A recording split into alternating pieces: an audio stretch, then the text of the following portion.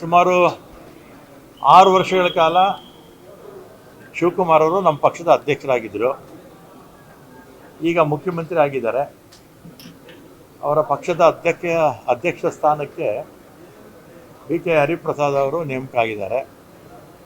ಹರಿಪ್ರಸಾದ್ ಅವರು ನಾವು ಎಲ್ಲ ಕಾಲೇಜು ದಿನಗಳಿಂದಲೂ ಕೂಡ ಪಕ್ಷದಲ್ಲಿ ಕೆಲಸ ಮಾಡ್ತಾ ಇದ್ದೀವಿ.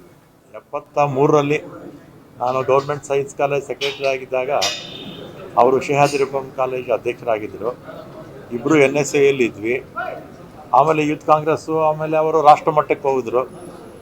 ಅಲ್ಲಿ ರಾಜ್ಯಸಭಾ ಸ್ಥಾನದ ಜೊತೆಗೆ ದೇಶದ ಯಾವ್ಯಾವ ಭಾಗದಲ್ಲಿ AICC ಕೆಲಸ ಕೊಡುತ್ತೋ ಅವರು ಪ್ರಧಾನ ಕಾರ್ಯದರ್ಶಿಯಾಗಿ ದೇಶದ ಬಹುತೇಕ ರಾಜ್ಯಗಳಲ್ಲಿ ಕೆಲಸ ಮಾಡಿದರು.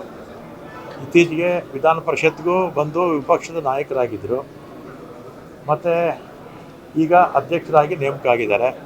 ಅವರು ನೇರ ನಡೆ ಮತ್ತು ನಿಷ್ಠುರವಾದಿ, ಪಕ್ಷದ ಸಂಘಟನೆಗೆ ಹೆಚ್ಚು ಒತ್ತು ಮೊದಲಿಂದಲೂ ಕೊಟ್ಕೊಂಡ್ಬರ್ತಾ ಇದ್ದಾರೆ, ಈಗಲೂ ಕೊಡ್ತಾರೆ, ಮುಂದಕ್ಕೂ ಕೊಡ್ತಾರೆ.